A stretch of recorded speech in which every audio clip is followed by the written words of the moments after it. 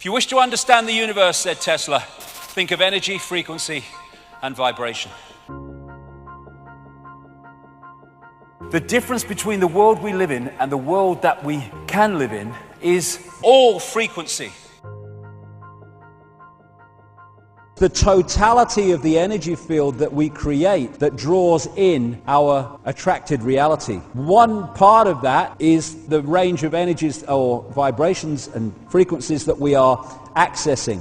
The more expanded that is, the larger our state of awareness, the more our energy field in embodiment is affected by that. That affects what goes out, affects what comes in. What our energy field contains from all these different influences together makes the magnetic connection which we draw into it. What you put out is what you pull back. Relationships are a vibrational attraction. We draw them in. When we sync with people, we sync with them energetically, you have a relationship. Then for whatever reason, someone might change and their energetic field changes, their magnetism changes or whatever, their vibrational field changes, and suddenly it's not syncing with that person anymore. In the holographic play-out world, we say that relationship has broken down and they've parted. Well, they've parted vibrationally. That's good because you get things from each other and you learn from each other and then, hey, it's time to move on and have other experiences. But it's the vibrational connection that draws them in. It's the same with jobs. It's the same with luck. Why are some people lucky and why are some people unlucky? Because what they're putting out is what they're drawing towards them. I watch in football and sports people. They get so close to winning, but they never quite can win. It's almost like they're frightened of winning. When I observe some of this stuff psychologically, it's almost as if they can't believe that it's possible for them to win. Your life changes in the play-out world of the projected holographic reality because what's projecting it has changed. And so when we put out an intent, this is what I want to do, I want to expand my mind, I want to open my mind, I want to connect the true magnitude of who I am. There are things that come towards you that you don't often like very much, but it's necessary to break down those structures within us so that that intent can be fulfilled. This energy is the energy that creates our reality because it attracts to us a reflection of itself, and what that energy reflects is our inner self, our emotional, spiritual, and mental state. When we feel fear, we attract to us what we most fear. And this is the ultimate evolutionary genius. Because of this system of what we put out is what we get back, we constantly see a reflection of our inner self in our everyday life. Therefore, we can see our inner self in a physical way and learn from the experience and move on. Also, fear is the greatest block on evolution. Whatever area that we fear, that our fear relates to, is a no-go area for our evolution. Because people don't normally say, well, I fear that, I'm going to face it. They go, oh, no, thank you very much, change the subject, not going in there. So this process of drawing to us what we put out means that we have to face what we're putting out, so we can face it and evolve. So, when we fear something, we draw what we fear to us eventually. This is what we need to transform human reality. The more hate we put out into the world, the more hateful world we have. And this is why music, vibration, has such an impact upon us. It depends whether we're syncing with the frequency or whether we're not. This is why chants are so used, and dance, which creates vibration, by Native Americans and people of the East and others, because they understand that you can impact upon reality by impacting upon the frequency of the space that you're dealing with. When you open your mind and open your heart, your frequency goes up. Provable fact, measurable. You're now being able to hold and access more and more and more information. And thus you become more aware, more knowledgeable, more insightful, more intuitive. And what the system wants is to push us down the other way, so we watch Simon Cowell. Form is information. Our base state is awareness. It doesn't have form, it's just awareness. But we come into the realms of form, and form is created from information. Without the brain, the world is devoid of light, heat, weight, solidity, motion, space, time, or any other imaginable feature. All these phenomena are interactions of transactions of vibrations with a certain arrangement of neurons. People say it can't be done. I've seen it done. People walking across fantastically hot coals that should burn their feet off. But it doesn't. Why? Because if they go through the coals with the perception, here we go again, that they'll get burned because that perception will lead to the decoding of the perception. But when you go into another level of consciousness that is not decoding reality like that, you walk through coals and not get burnt, because an illusion can only burn an illusion if you think it's real. God, this world is so fantastic, and we live such a fraction of it. Information is encoded in what we call light.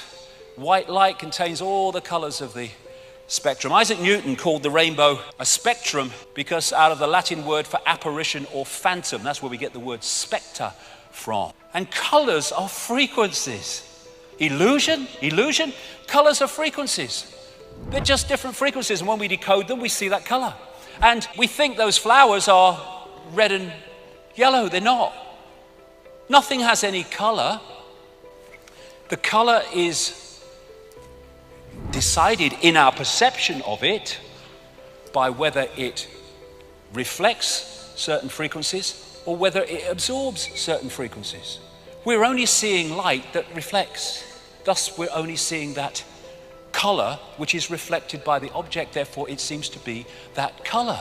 This is the scale of the illusion that we think is real. And even, some of these various things that you come across in science, hydrogen and carbon and nitrogen, you break them down on one level and they look like barcodes, because this is a virtual reality universe. And light radiation is information, and the frequency or wavelength vibration is its delivery system. The information dictates the frequency. So, I'm delivering information. I love you! And I mean it.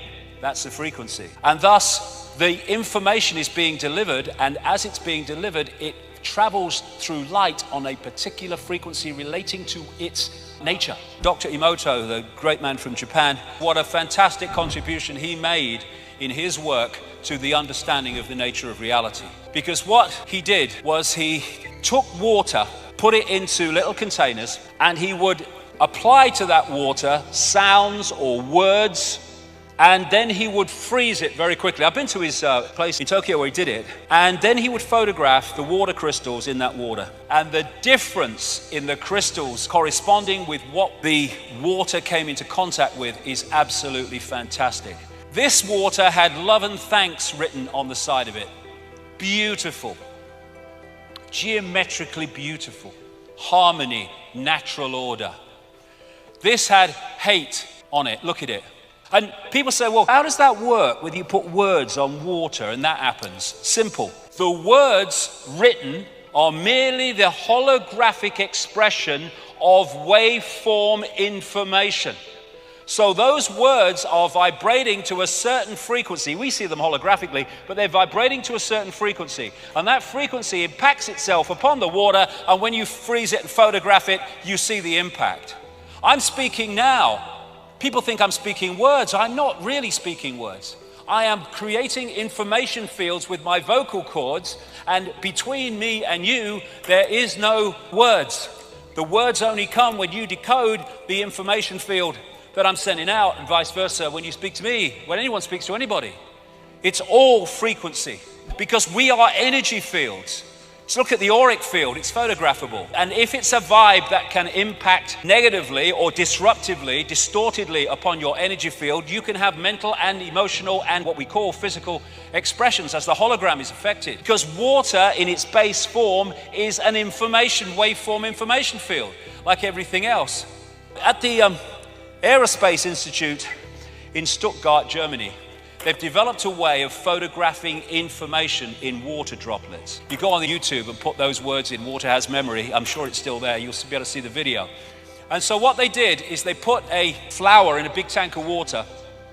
Then they took the flower out, and then they photographed droplets from the tank. And in each droplet was the flower. They then asked the people from the local community to come in, and they had a big tank of water, and they asked them to take 4 droplets from the big tank and put it into a little dish with their name on. And what they found was that each person who did it, all 4 sets with each person, or all the sets, well, more than 4, were different. But all 4 taken by the individual were basically the same.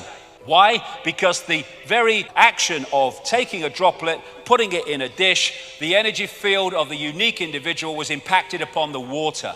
This is the impact that we're having on reality all the time while we think we are powerless.